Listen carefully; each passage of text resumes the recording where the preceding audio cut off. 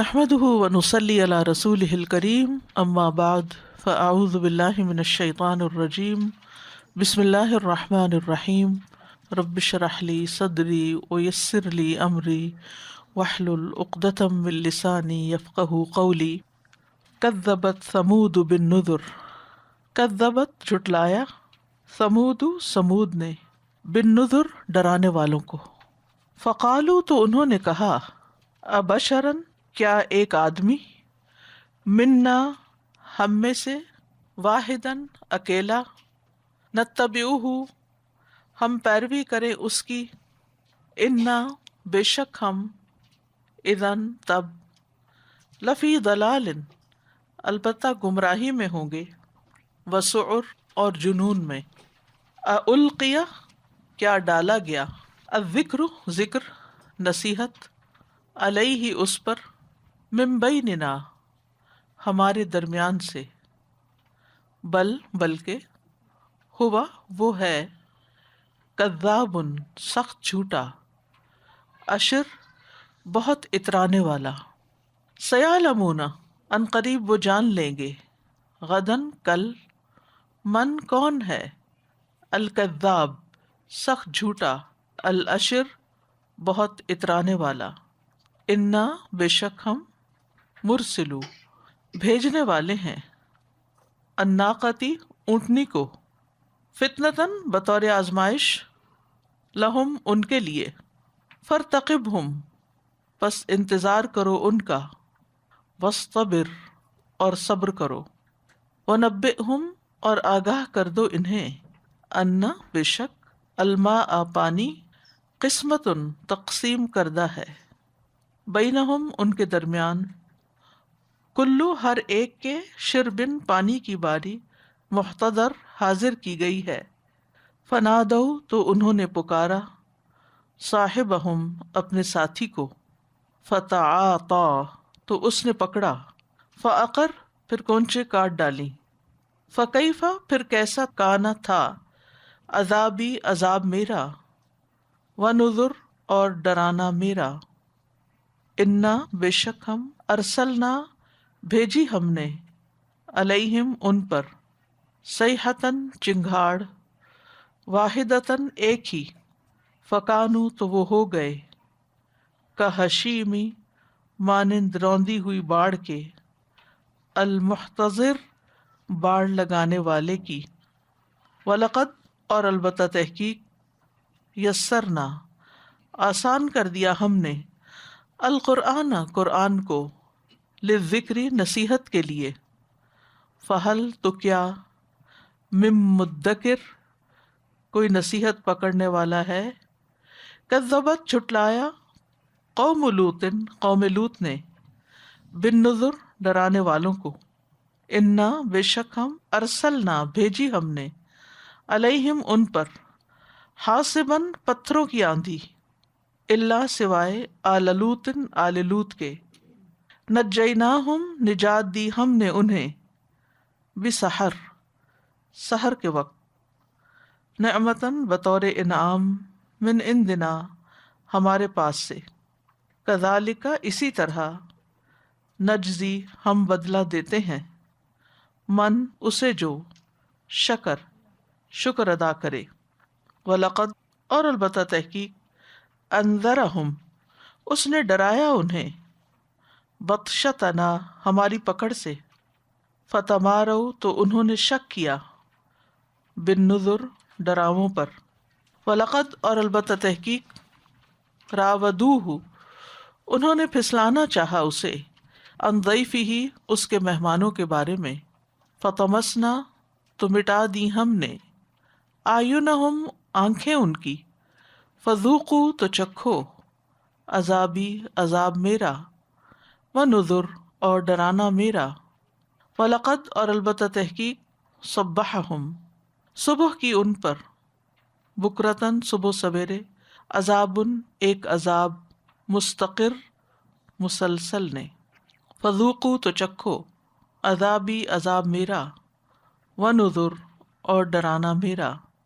وَلَقَدْ اور البتہ تحقیق، یسرنا القرآن آسان کر دیا ہم نے قرآن کو، للذکر نصیحت کے لیے، فہل تو کیا ہے، مم مدکر کوئی نصیحت پکڑنے والا، ولقد اور البتہ تحقیق، جاء آئے، آل فرعون آل فرعون کے پاس، النذر ڈرانے والے، کذبوا انہوں نے جھٹلایا، بآیاتنا ہماری آیات کو، کلھا سب کی سب، فاخذناہم تو پکڑ لیا ہم نے انہیں، اخذا پکڑنا، عزیزن بہت زبردست، مقتدر اقتدار والے کا۔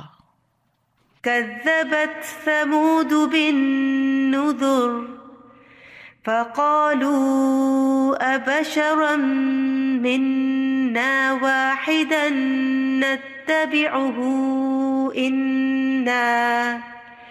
إنا إذا لفي ضلال وسعر أألقي الذكر عليه من بيننا بل هو كذاب أشر سيعلمون غدا من الكذاب الأشر إنا مرسل الناقة فتنة لهم فارتقبهم واصطبر ونبئهم أن الماء قسمة بينهم كل شرب محتضر فنادوا صاحبهم فتعاطى فعقر فكيف كان عذابي ونذر إنا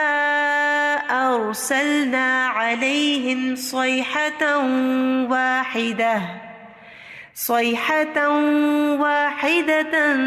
فكانوا كهشيم المحتضر ولقد يسرنا القرآن للذكر فهل من مدكر كذبت قوم لوط بالنذر إنا أرسلنا عليهم حاصبا إلا آل لوط نجيناهم بسحر نعمة من عندنا كذلك نجزي من شكر ولقد أنذرهم بطشتنا فتماروا بالنذر ولقد راودوه عن ضيفه فطمسنا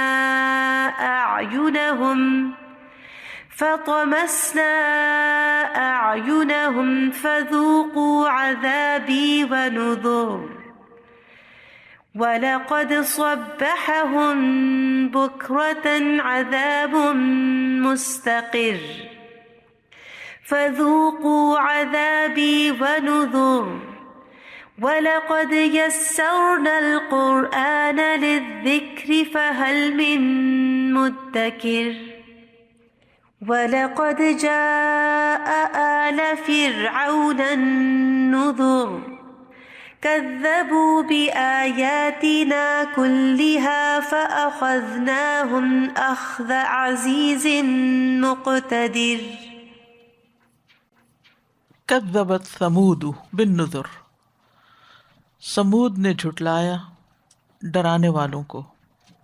اس آیت میں سمود سے مراد وہ معروف قبیلہ ہے جو ہجر کے علاقے میں آباد تھا، جب ان کے نبی صالح علیہ السلام نے ان کو صرف ایک اللہ کی عبادت کی طرف بلایا جس کا کوئی شریک نہیں، اور جب انہوں نے بات نہیں مانی تو انہیں اللہ تعالیٰ کے عذاب سے ڈرایا، تو انہوں نے حضرت صالح کو ہی جھٹلا دیا اور تکبر کا مظاہرہ کیا اور پھر متکبرانہ باتیں کی۔ فقالوا ابشرا منا واحدا نتبعه انا اذا لفی ضلال مسعور۔ انبیاء علیہم السلام جب کسی قوم کی طرف بھیجے جاتے ہیں تو واضح میسج، تعلیمات، کتابوں، علم اور ان تمام روشن دلائل کے ساتھ بھیجے جاتے ہیں کہ جن کے ساتھ لوگوں کو بات اچھی طرح سمجھ میں آتی ہے، لیکن چونکہ وہ اپنی خواہشات کی پیروی کرنا چاہتے ہیں، اپنی مرضی کرنا چاہتے ہیں، اپنی مرضی سے جینا چاہتے ہیں، تو اس لیے وہ پیغمبر کی بات ماننے کی بجائے انہی کو ہی غلط ثابت کرنے پہ تل جاتے ہیں۔ تو صالح علیہ السلام ایسے ہی نہیں چلے گئے تھے، وہ نشانیاں لے کر گئے تھے اور آیات لے کر گئے تھے، لیکن قوم نے بالکل بھی مان کے نہ دیا۔ نذر نذیر کی جمع بھی ہوتی ہے، اور نذر سے مراد ڈراوے بھی ہوتے ہیں، اور ڈراوے سے مراد یہاں نشانیاں ہیں کہ جو انہیں ڈرانے کے لیے تھیں، خبردار کرنے کے لیے تھیں۔ اور اگر ہم یہ کہیں کہ نذر سے مراد نذیر کی جمع یعنی ڈرانے والے، تو جب کوئی قوم ایک پیغمبر کو جھٹلاتی ہے تو گویا وہ سب کو جھٹلا دیتی ہے، سب کا انکار کر دیتی ہے۔ تو انہوں نے صرف صالح علیہ السلام کو نہیں جھٹلایا، بلکہ ان کے علاوہ جتنے بھی پیغمبر تھے ان سب کا بھی انکار کر دیا۔ فقالو، تو انہوں نے کہا، ابشرا منا واحدا نتبعہ، کیا ہم اپنے ہی میں سے ایک انسان کی پیروی کرنے لگے؟ واحدن جو ایک ہی ہے، اکیلا ہے، یعنی وہ ہم میں کوئی زور آور نہیں، کسی بڑے قبیلے سے تعلق نہیں رکھتا، وہ بشر ہے، فرشتہ بھی نہیں، اور ان لوگوں میں سے بھی نہیں جو ہمارے نزدیک بڑے اہم ہیں، اور اس کے ساتھ ساتھ وہ اکیلا ہی یہ کام کر رہا ہے۔ تو اگر اس حالت میں ہم اس کی پیروی کریں تو یہ تو بڑی گمراہی کی بات ہوگی، دیوانگی کی بات ہوگی، بے وقوفی کی بات ہوگی۔ حالانکہ ایسا نہیں تھا، لیکن انہوں نے یہ بات تکبر کے انداز میں کہی، اور پھر صالح علیہ السلام کی پیروی کو گمراہی قرار دیا۔ یہ دراصل ان کی اپنی جہالت تھی۔ صالح علیہ السلام تو واضح دلیل پر تھے، اللہ سبحانہ تعالیٰ کی طرف سے ڈپیوٹ ہوئے تھے، لیکن ان کو سمجھ نہیں تھی اس بات کی، اس لیے انہوں نے پیغمبر کی پیروی کو ہدایت کی بجائے گمراہی سے تعبیر کیا، وسعر اور دیوانگی سے تعبیر کیا۔ سعر کا لفظ جو ہے یہ سعیر سے ہے، سعرہ بھڑکنا، آگ کا بھڑکنا، جہنم کے ناموں میں سے ایک نام بھی ہے سعیر۔ تو سعر کہتے ہیں شعلے کا نکلنا، اور پھر مجازن اس پہ استعمال ہونے لگا کہ جو اشتعال دلانے پر یا مشتعل ہو کر غلط کام کرنے لگے اور اس کی عقل کام نہ کرے۔ مسعورہ وہ اونٹنی ہوتی ہے جو بے مہار خود بخود سرگرداں پھر رہی ہوتی ہے، ادھر ادھر چکر کاٹ رہی ہوتی ہے، تو مراد یہاں دیوانگی ہے۔ تو انہوں نے معجزات کا، نشانیوں کا انکار کر کے کہا کہ اگر ہم پیغمبر کی پیروی کریں گے تو پھر تو ہم بالکل ہی دیوانے ہو گئے، اور پھر یہ تو ہمارے لیے بڑی مشکل بات ہے۔ تو بنیادی طور پر قوم سمود کو صالح علیہ السلام نے ہدایت کی طرف بلایا تھا۔ فَأَمَّا ثَمُودُ فَهَدَيْنَاهُمْ فَاسْتَحَبُّوا الْعَمَى عَلَى الْهُدَى، جیسے ایک اور جگہ پر آتا ہے۔ تو ہم نے ان کو ہدایت دی، لیکن انہوں نے ہدایت کی بجائے گمراہی کو پسند کیا، حالانکہ پیغمبر ہدایت کی طرف بلا رہے تھے اور وہ سمجھ رہے تھے کہ یہ گمراہی ہے۔ پھر مزید متکبرانہ باتیں کیا تھیں؟ أَأُلْقِيَ الذِّكْرُ عَلَيْهِ مِن بَيْنِنَا بَلْ هُوَ كَذَّابٌ أَشِرٌ، کیا ہم سب کے درمیان سے صرف اسی پر وحی اتاری گئی ہے، ذکر اتارا گیا ہے؟ یعنی اللہ تعالیٰ ہم میں سے کسی کو یہ خصوصیت دے سکتا تھا، اس پر ذکر نازل کر سکتا تھا، تو صالح میں کون سی ایسی خوبی ہے جس کی بنا پر صرف اس کے اوپر یہ وحی آئی ہے؟ تو بنیادی طور پر یہ وہ اعتراض ہے جو ہمیشہ سے لوگ اللہ تعالیٰ پر کرتے چلے آئے ہیں، اور اس کی بنیاد پر وہ انبیاء پر حملہ آور ہوتے رہے ہیں اور ان کو رد کرتے رہے ہیں۔ سورۃ ابراہیم میں آتا ہے، قالت لهم رسلهم ان نحن الا بشر مثلكم ولكن اللہ یمن علی من یشاء من عبادی، ان کے رسولوں نے کہا واقعی ہم تمہارے جیسے انسان ہیں، لیکن اللہ اپنے بندوں میں سے جسے چاہتا ہے اس پر احسان کرتا ہے۔ تو اس نے یہ احسان ہم پر کر دیا کہ ہمیں نبی بنا کر بھیج دیا، ہمیں چن لیا اپنے کام کے لیے۔ بنیادی طور پر اللہ سبحانہ تعالیٰ نے رسولوں کو ایسی صفات، ایسے اخلاق، ایسے کمالات سے نوازا ہوتا ہے کہ جس کی بنا پر وہ وحی الہی اور رسالت کے ایک طرح سے اہل ہو جاتے ہیں، یعنی اس خاص مقام کے اہل ہو جاتے ہیں، قابل ہو جاتے ہیں، اور یہ اللہ تعالیٰ کی رحمت اور حکمت ہوتی ہے کہ وہ ان کو اپنے پیغام سے نوازتا ہے کہ وہ لوگوں تک پہنچائیں۔ اور یہ بھی اللہ کی رحمت ہے کہ اس نے انسانوں میں سے ہدایت کے لیے انسان چنے، فرشتے نہیں بھیجے، ورنہ ہمارے لیے ان کو فالو کرنا مشکل ہوتا. یعنی اگر دیکھا جائے تو یہ صرف ان کا اعتراض برائے اعتراض تھا. اور اس کے بعد انہوں نے مزید کیا کہا، بل ہوا کذاب نشر، بلکہ وہ تو سخت جھوٹا اور بہت شر کا حامل ہے. اشر، اشر کا معنی خود پسند بھی ہوتا ہے اور بہت بڑا جھوٹا بھی. یہ اترانے کا اگلا درجہ ہوتا ہے، مرح اور اختال سے بھی اترانے کا، یعنی نیکسٹ لیول پر. اب آپ دیکھیے کہ جیسے نبی صلی اللہ علیہ وسلم کو اہل مکہ صادق اور امین کہتے تھے، تو ان سے بھی انہیں بڑی امیدیں وابستہ تھیں اور ان کو وہ بادشاہ بنانا چاہتے تھے. اسی لیے ایک اور جگہ پر آتا نا، یا صالح قد کنت فینا مرجوا قبل ھذا، اس سے پہلے ہمیں تم سے بڑی امیدیں وابستہ تھیں، لیکن تم نے یہ کیا کر دیا. پیچھے سورۃ نجم گزری ہے، اس میں بھی آپ نے اس کے بارے میں پڑھا. تو ان کے نزدیک دنیا کی کامیابی یا صرف دنیا میں سب سے آگے نکل جانا ہی اصل کامیاب ہونا تھا، یا دنیاوی اعتبار سے کسی بڑے مقام پر پہنچنا. اور اگر کوئی شخص اس کو چھوڑ کر دین کی طرف آ جاتا ہے یا دین کی طرف بلاتا ہے تو وہ پھر جنون کا شکار ہو جاتا ہے یا پاگل ہو جاتا ہے. یہ الزام ہر دور میں لوگ لگاتے رہے. اصل میں لوگوں کے پاس رسالت کا انکار کرنے کے لیے کوئی دلیل نہیں ہوتی تھی، تو جس شخص کے پاس دلیل نہیں ہوتی نا، وہ الزام تراشی پہ اتر آتا ہے. وہ پھر آپ کو کسی اور طریقے سے بدنام کرنے کی کوشش کرتا ہے. اور ان کا جو اعتراض تھا کہ ابشر منا واحدا نتبعہ، کہ ہم اپنے میں سے ہی ایک انسان کی بس پیروی کر لیں، تو یہ کوئی بات تھی؟ کیونکہ انسانوں کے لیے تو انسانوں میں سے ہی رسول ہونا ضروری تھا. اگر کوئی فرشتہ ہوتا تو اور بھی بڑا اعتراض ہوتا انہیں کہ ہم اس کی پیروی کیسے کریں. تو انہوں نے اپنے آپ کو بڑی چیز سمجھا اور پیغمبر کو بدنام کرنے پر اتر آئے. تو القی الذکر علیہ من بیننا بل ہوا کذاب ناشر. اہل مکہ کا بھی یہی حال تھا، وہ چاہتے تھے کہ ان میں سے ہر ایک کو الگ الگ صحیفے دیے جائیں، یعنی وہی ہماری طرف آتی، ہمارے پاس کتاب آتی، ہم زیادہ حقدار تھے، ان دو بڑے شہروں میں سے کسی کو چنا جاتا. تو آپ دیکھیے کہ ہزاروں سال بعد بھی وہی اعتراضات اہل مکہ کر رہے تھے. تو اللہ سبحانہ وتعالیٰ قوم سمود کے واقعے سے اہل مکہ کو سمجھانا چاہتے ہیں کہ تم جو باتیں کر رہے ہو یہ صرف تمہاری ہی نہیں عقل ماری گئی، بلکہ اس سے پہلے بھی ہر قوم نے اپنے پیغمبر کے ساتھ ایسی ہی روش اختیار کی.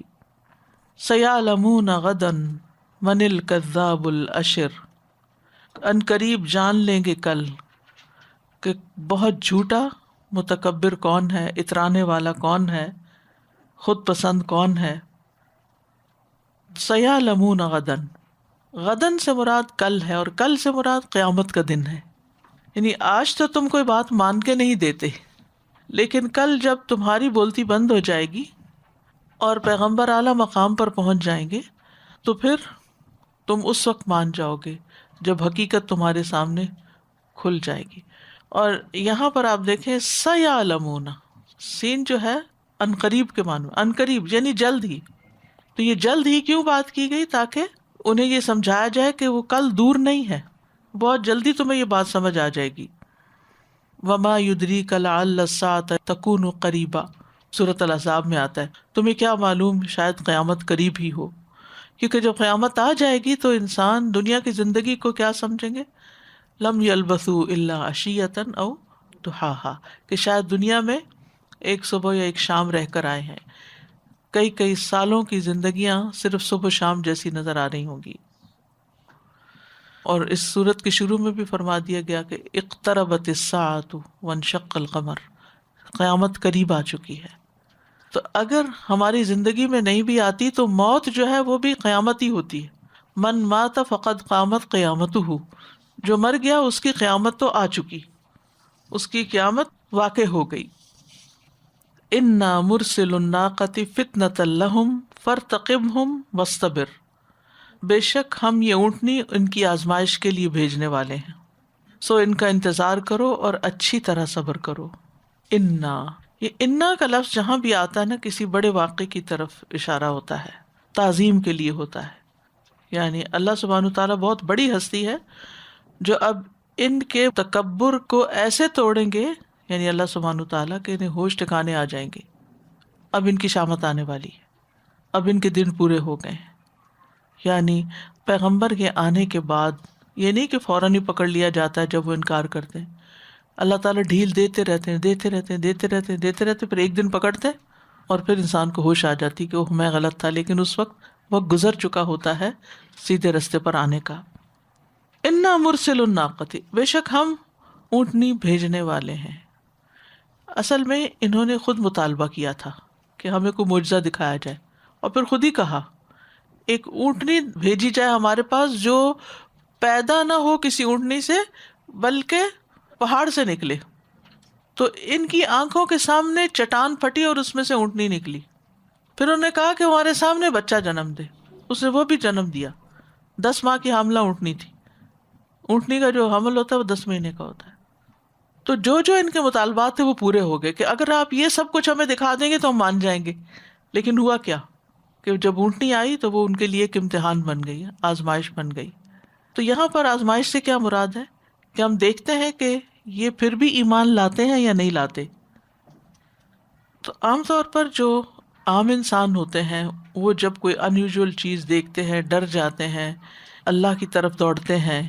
کوئی انہیں برا خواب نظر آ جائے، کوئی برا حادثہ دنیا میں ہو جائے، کوئی گھر میں کوئی موت واقع ہو جائے، کوئی بھی ان کی زندگی میں جب ایسا مقام آتا ہے جہاں وہ کسی صدمے سے دوچار ہوتے ہیں یا کوئی بڑی نعمت پاتے ہیں تو وہ اللہ کی طرف رجوع کرتے ہیں. لیکن متکبر لوگ ایسا نہیں کرتے کیونکہ ان کے اندر بطر الحق ہوتا ہے، حق کو انہوں نے ماننا نہیں ہوتا. اس لیے اونٹنی تو آ گئی، ان کے سارے مطالبے پورے ہو گئے.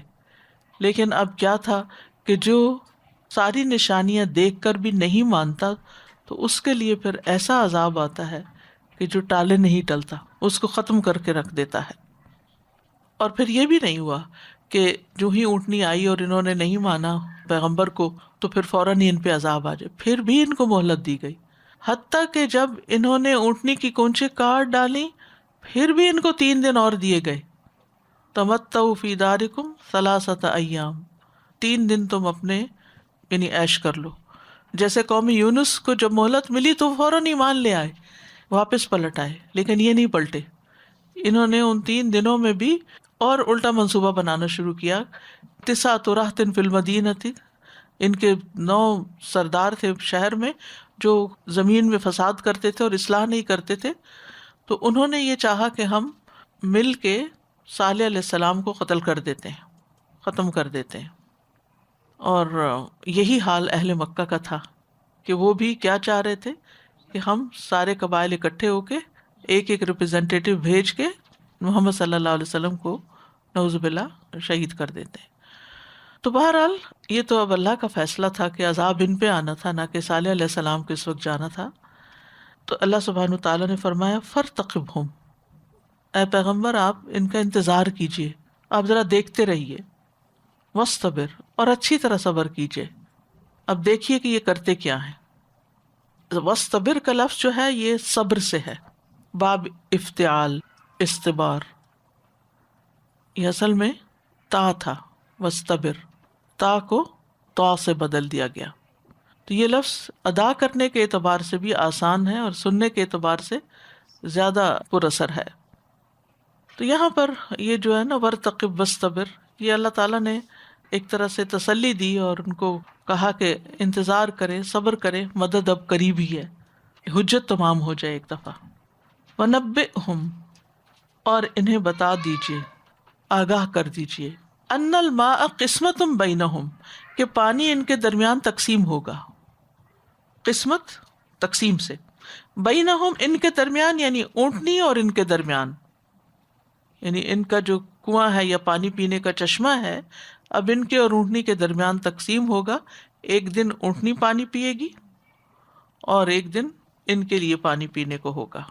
کل شرب محتضر، ہر ایک اپنی باری پر حاضر ہوگا. محتضر کا لفظ جو ہے یہ بھی حضر سے ہے، حاضر ہونا، اور باب افتعال ہے یہ بھی احتضار، یعنی اس روز صرف وہی پانی پر آئے گا جس کی باری ہوگی، اور جس کی باری نہیں ہوگی اس کے لیے پانی پہ آنے کی ممانعت ہوگی.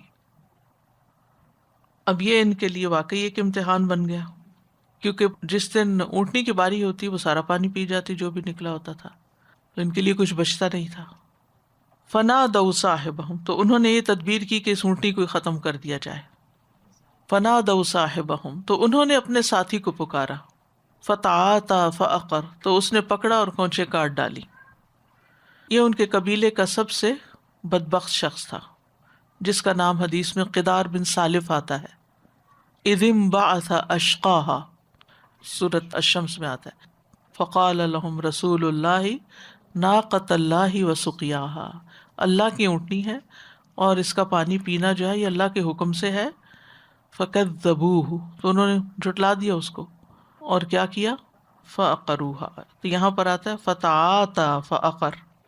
تعاطیٰ، اس نے ہاتھ بڑھایا، عین طا واو سے ہے، یعنی قوم سمود نے، ساری قوم نے مل کر اس کو اپنا نمائندہ بنایا اور اس کو ہلاک کرنے کا جو حکم دیا تو اس نے اس کی اتباع کی۔ تو تعاطیٰ، اس نے ہاتھ بڑھایا، اس نے یعنی بات مانی اور اس کام کو کر ڈالا جس کا اس سے مطالبہ کیا گیا تھا۔ یہ عطا سے ہے، روٹ عطا ہے اور اس سے تفاعل کا صیغہ ہے۔ تو جلدی سے وہ آگے بڑھا، فعقر، اور اس نے کونچے کاٹ ڈالی۔ ایک اور جگہ پر آتا ہے فعقروہا، کونچے سب نے کاٹی، سب نے تو نہیں کاٹی تھی، ایک نے کاٹی تھی، تو سب کا ذکر کیوں آ گیا؟ جی ہاں، کیونکہ سب کا وہ نمائندہ تھا، سب کی مرضی شامل تھی۔ تو اس سے یہ پتہ چلتا ہے کہ اگر کسی غلط کام میں آپ خود اپنے ہاتھ سے نہیں کر رہے، کوئی بھی آپ اس میں حصہ نہیں لے رہے، لیکن آپ کا دل راضی ہے اس پہ، آپ کی مرضی شامل ہے، آپ اس پہ خوش ہو رہے ہیں۔ بعض اوقات ایسا ہوتا ہے نا، آپ کسی کو آگے لگا دیتے ہیں اور وہ فساد کریٹ کر رہا ہوتا ہے اور آپ پیچھے دل ہی دل میں خوش ہو رہے ہیں کہ چلیں ہمارا تو نام بھی نہیں لگے گا لیکن ہماری مرضی پوری ہو گئی۔ تو آپ بھی برابر کے شریک ہیں۔ جس غلط کام کی آپ حامی بھر رہے ہیں یا جس غلط کام پہ آپ خوش ہو رہے ہیں، چاہے آپ لوگوں کی باتوں سے بچنے کے لیے خود ڈائریکٹلی اس میں انوالو نہیں بھی، تو بھی پکڑ ہے۔ تو اسی لیے ایک اور جگہ آتا ہے فَعَقَرُوا النَّاقَةَ وَأَتَوْا عَنْ أَمْرِ رَبِّهِمْ، ان سب نے اونٹنی کو کاٹا اور اپنے رب کے حکم سے سرکشی کی۔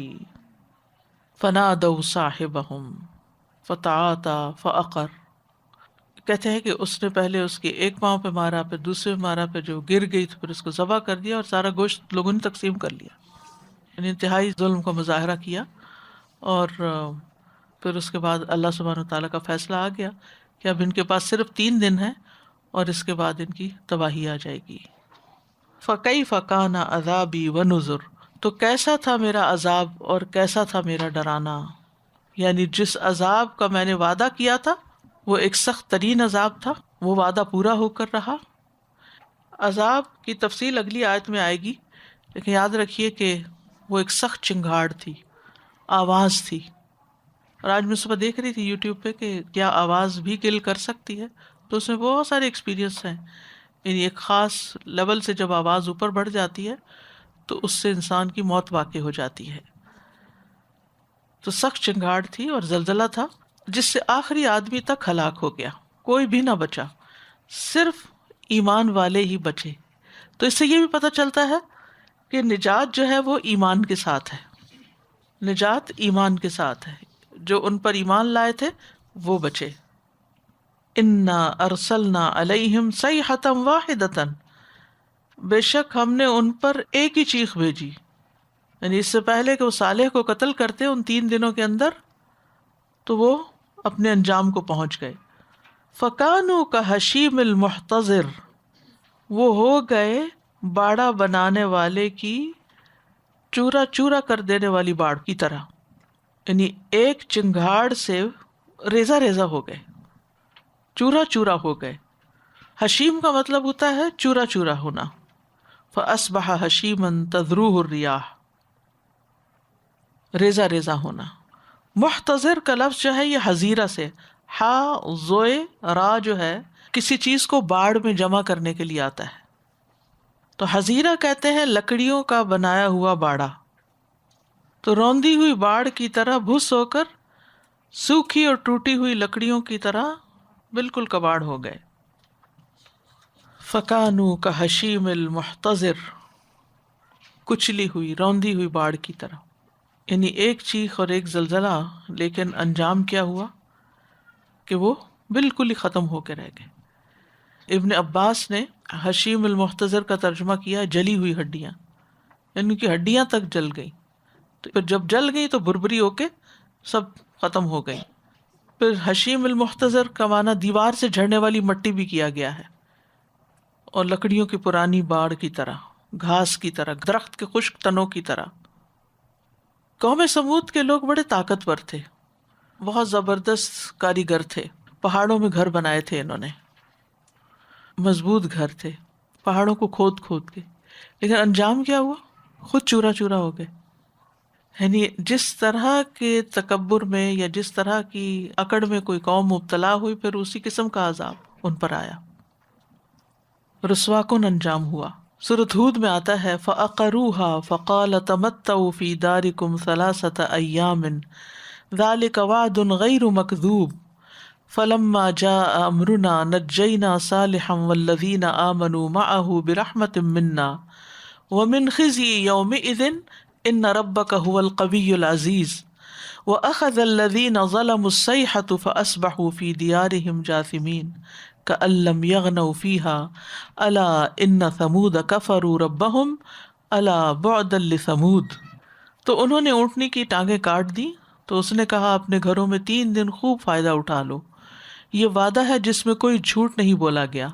پھر جب ہمارا حکم آ گیا تو ہم نے صالح کو اور ان لوگوں کو جو اس کے ساتھ ایمان لائے تھے اپنی طرف سے عظیم رحمت کے ساتھ بچا لیا، اور اس دن کی رسوائی سے بھی، یعنی قیامت کے دن کی۔ بے شک تیرا رب ہی بے حد قوت والا سب پر غالب ہے۔ اور جن لوگوں نے ظلم کیا تھا انہیں چیخ نے پکڑ لیا، انہوں نے اپنے گھروں میں اس حال میں صبح کی کہ گرے پڑے تھے جیسے وہ ان میں رہے ہی نہ تھے۔ سن لو، بے شک سمود نے اپنے رب سے کفر کیا، سن لو سمود کے لیے ہلاکت ہے۔ تو اس سے آپ اندازہ لگا سکتے ہیں کہ اللہ کی بات نہ ماننا اور اس پر ڈھیل مل جانا یہ بڑی خطرے کی بات ہے، کیونکہ جب انسان پکڑا جاتا ہے تو پھر چھٹ نہیں سکتا۔ وَلَقَدْ يَسَّرْنَا الْقُرْآنَ لِلذِّكْرِ فَهَلْ مِن مُدَّكِرٍ، اور البتہ تحقیق، بلا شبہ یقیناً ہم نے قرآن کو نصیحت کے لیے آسان کر دیا ہے، تو ہے کوئی نصیحت حاصل کرنے والا؟ افلا یتدبرون القرآن ام علی قلوب اقفالها، کیا وہ قرآن میں غور و فکر نہیں کریں گے؟ کیا ان کے دلوں پہ تالے پڑے ہوئے ہیں؟ یہاں پر آپ دیکھیے کہ اللہ تعالیٰ فرماتے ہیں کہ ہم نے آسانی کر دی ہے، لیکن اب کوئی ہے جو فائدہ اٹھائے؟ حل میں مدکر، یہ شوق دلانے کے لیے، یعنی کوئی اس سے نصیحت پکڑے، عبرت پکڑے، سبق حاصل کرے، کوئی اس سے فائدہ اٹھائے، اس کے مطابق اپنی زندگی بسر کرے۔ اور سمپل لفظوں میں ہے کوئی جو اس کو پڑھے؟ حل میں مدکر، کیونکہ پڑھنے سے ہی سارے دروازے کھلتے ہیں نا، اور اسے سمجھ کے پڑھنا مراد ہے، کیونکہ سمجھے بغیر تو کچھ پتہ نہیں چلے گا کہ قرآن کیا کہتا ہے۔ جیسے پہلے ہی میں نے عرض کیا تھا کہ بہت لوگ ہیں جو قرآن پڑھتے ہیں، حفظ کرتے ہیں، تلاوت، قواعد، مسابقات، مقابلے، سب کچھ ہوتا ہے، لیکن سمجھتے نہیں، سمجھنے کی کوششیں کم ہیں۔ تو اللہ تعالیٰ سمجھنے کی دعوت دے رہے ہیں، فَهَلْ مِن مُدَّكِرٍ۔ اور ویسے بھی آپ دیکھیے کہ ایک دفعہ پڑھنے سے سمجھ نہیں آتی، 2 لیول پر آپ دیکھیے، ایک ہے ابتدائی جو تذکیر کا لیول ہوتا ہے، تذکر، لِيَذَّكَّرَ أُولُو الْأَلْبَابِ، ٹھیک ہے، اور ایک ہوتا ہے تدبر جو آخری درجہ ہوتا ہے، یہ نہیں کہ اس کے بعد کچھ رہ نہیں جاتا لیکن وہ کبھی ختم نہیں ہوتا۔ تذکر میں یہ ہے کہ سیدھی سیدھی ساتھ ساتھ بات سمجھ میں آتی جاتی ہے، اور یہ ہر انسان کے لیے ضروری ہے۔ اللہ تعالیٰ نماز کا حکم دیتے سب کو پتہ چلتا ہے، یہ واقعات بیان کرے سب کو پتہ چلتا ہے، اس میں بہت گہرائیوں میں جانے کی ضرورت نہیں۔ لیکن تدبر ہے جس میں اللہ تعالیٰ کے احکامات اور اس کے اوامر اور نہی کے بارے میں اور اس کی تفصیلات کو جاننا، اور پھر مزید غور و فکر کرنا، یہ کام انسان کو ساری زندگی کرتے رہنا چاہیے۔ کتاب انزلناہ الیک مبارک لیدبروا آیاتہ ولیتذکر اولو الالباب۔ تو اللہ تعالیٰ نے اس کتاب کو آسان بنایا ہے، اس لیے اس کو پڑھنا، سمجھنا، اس میں غور و فکر کرنا ہماری ذمہ داری ہے۔ كذبت ثمود بالنذر فقالوا أبشرا منا واحدا نتبعه إنا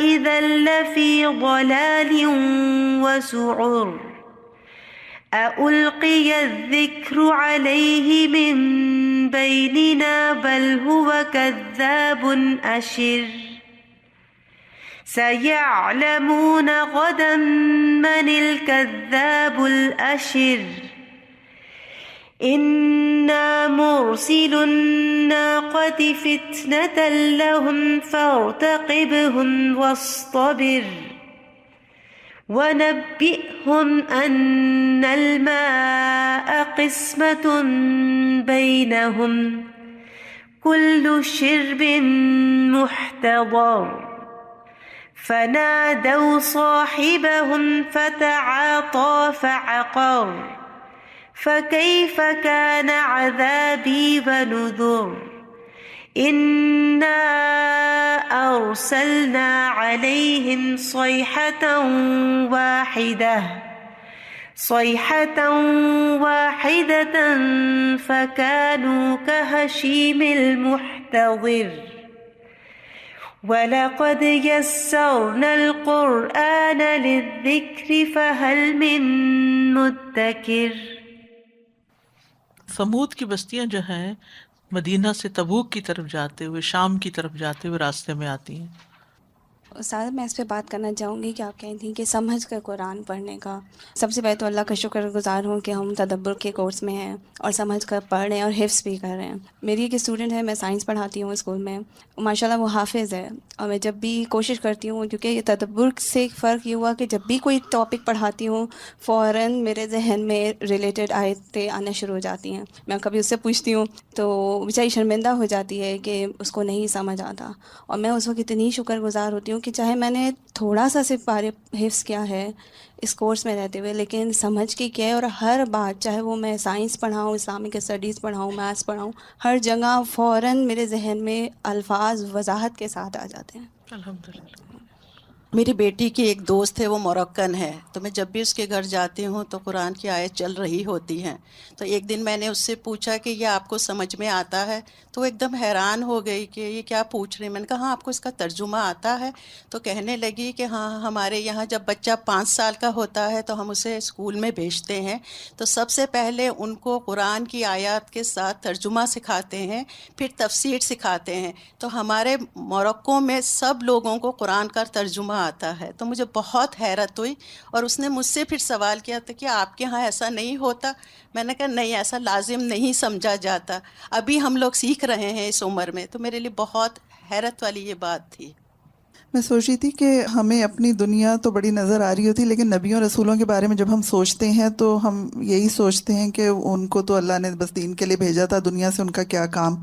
تو حضرت صالح کو بھی بادشاہ بنانے کا سوچ رہے تھے، تو اللہ کے دین کی پروپیگیشن کے لیے وہ چیز ان کی ختم ہو گئی، یعنی بادشاہ بننا ان کا رہ گیا اور لوگ بلکہ ان کے پیچھے پڑ گئے۔ یعنی کوئی شخص کتنا بھی ٹیلنٹڈ ہو، کتنا بھی پڑھا لکھا ہو، لیکن جب وہ دین کی طرف آ جاتا ہے تو لوگوں کی نگاہ میں اس کی ویلیو کم ہو جاتی ہے۔ وہ کیا سمجھتے ہیں کہ اس نے شاید ایک اعلیٰ چیز کو چھوڑ کر ادنا کو اختیار کر لیا ہے۔ اگر ہمارے دلوں میں بھی واقعی دین کو اعلیٰ سمجھنے کی بات ہوتی تو کبھی لوگوں کی باتوں سے ہم پیچھے نہ ہٹتے۔ سادہ جی آیت نمبر 25 میں اینڈ میں جہاں یہ ان کی قوم ان کو کہہ رہی ہے کذاب اور اشر، اور آیت 26 کے اینڈ میں اللہ سبحانہ تعالیٰ نے فرمایا کہ ان قریب جان لوگے من الکذاب الاشر، تو الفاظ دونوں وہی ہیں لیکن ال کے ساتھ آئے ہیں، تو یہ اللہ سبحانہ تعالیٰ کی طرف سے اصل کہ میں دا ریئل کذاب، دا ریئل اشر، وہ ایمفیسس کے ساتھ ال کی وجہ سے، ہاں وہی۔ اور دوسری مجھے یہ خیال آ رہا تھا، ایسے بعض اوقات لفظ ریزونیٹ کرتے ہیں نا، کہ یہاں پہ آیت 24 میں جو بشرم منا واحدن، اور پھر یہاں آیا صیحۃ واحدہ، تو مجھے وہ خیال آ رہا تھا کہ ون واحد میکس آل دا ڈفرنس۔ ایک ہی شخص سے ہدایت لے سکتے ہیں آپ، اور ایک ہی چنگاڑ برباد بھی کر سکتی ہے، تو ایک کو کبھی کم نہیں سمجھنا چاہیے، واحد can be the final thing. جی استاذہ جی، ایک تو آیا نمبر 31 میں جو حشیم کا ورڈ آیا نا، چورا چورا کرنا، ریزہ ریزہ کرنا. تو اس سے مجھے ہاشم کا ورڈ یاد آ رہا تھا کہ وہاں پہ ہم یہی کہتے ہیں کہ ان کو اس لیے ہاشم کہا جاتا تھا کہ وہ چوری کر کے کھلاتے تھے سب کو. دوسری چیز جو میں نے دیکھا کہ جو ہم سورہ زاریات پڑھ رہے تھے تو اس میں ہر چیز لائک کمپریہنسو تھی، مجمل طور پر وہاں پہ بات کی گئی تھی، اور اس کو ہم نے سورہ طور کے ساتھ کمپیئر کیا کہ وہ جوڑا تھا. لیکن ایک چیز میرے دماغ میں تھی کہ it's not the complete version of کہ سورہ زاریات کی کمپلیشن نہیں ہوئی تھی ابھی ہمارے سورہ طور میں، جبکہ ہم سورہ نجم اور جب اب اس سورہ قمر کو دیکھ رہے ہیں تو اس میں مزید جو آیات وہاں پہ تھوڑی تھوڑی تھی ان کی اس میں تفصیل ہمیں مل رہی ہے. سو اٹس سو امیزنگ کہ قرآن کی سب سے بہترین تفسیر خود قرآن سے ہوتی ہے، اور وہ سارے جو گیپس ہوتے ہیں وہ دوسری جگہوں سے فل ہو جاتے ہیں.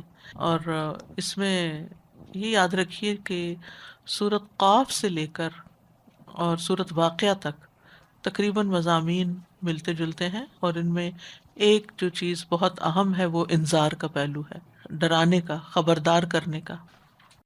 آیت نمبر 33، کذبت قوم لوط بالنذر، قوم لوط نے ڈرانے والوں کو جھٹلا دیا. جب حضرت لوط علیہ السلام نے اپنی قوم کو اللہ وحدہ لا شریک لہ کی عبادت کی طرف بلایا اور انہیں شرک اور فحش کام سے روکا جو ان سے پہلے دنیا میں کسی نے نہیں کیا تھا، تو انہوں نے لوط علیہ السلام کی بات نہیں مانی. جیسا کہ آپ جانتے ہیں کہ لوط علیہ السلام حضرت ابراہیم علیہ السلام کے بھائی کے بیٹے تھے، بھتیجے تھے.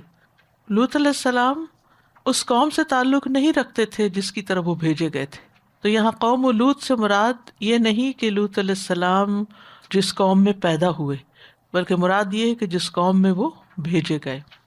تو ان کی قوم نے حضرت لوط کو جھٹلایا اور اپنے شرک پر اور فواحش پر جمے رہے، یہاں تک کہ اللہ نے ان پر عذاب بھیج دیا.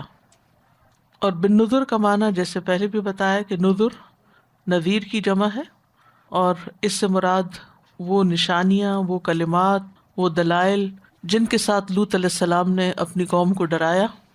اور جمع کا صیغہ اس لیے استعمال ہوا ہے کہ یہ ایک دفعہ کا عمل نہیں ہے بلکہ بار بار کا عمل ہے، با تکرار انہوں نے ایسا کیا. جب انہوں نے بات مان کر ہی نہ دی تو پھر کیا ہوا؟ اللہ کی طرف سے عذاب آ گیا. انا ارسلنا علیہم حاصبا، ہم نے ان پر پتھروں کی بارش بھیجی.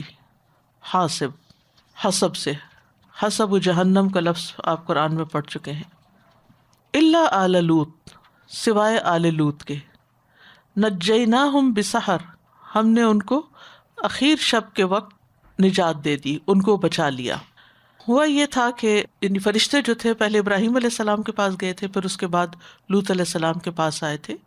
تو لوط علیہ السلام کی جو بیوی تھی وہ اپنی قوم کی طرفداری اور ہمدردی اور محبت رکھتی تھی بنسبت اس دین کے جو لوط علیہ السلام لے کر آئے تھے. قرآن مجید میں اس کے بارے میں آتا ہے کہ فخانتاہما، اس نے اپنے شوہر سے خیانت کی تھی.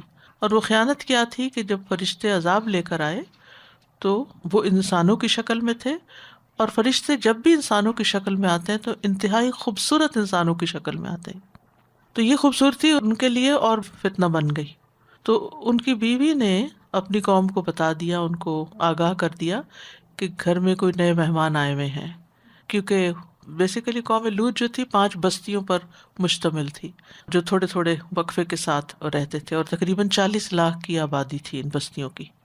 اور یہ آنے جانے والوں پر بھی نظر رکھتے تھے، اور کسی مہمان کو، کسی اجنبی کو چھوڑتے نہیں تھے، راہ چلتوں کو لوٹ لیتے تھے، اور یعنی بہت ہی برے قسم کے لوگ تھے.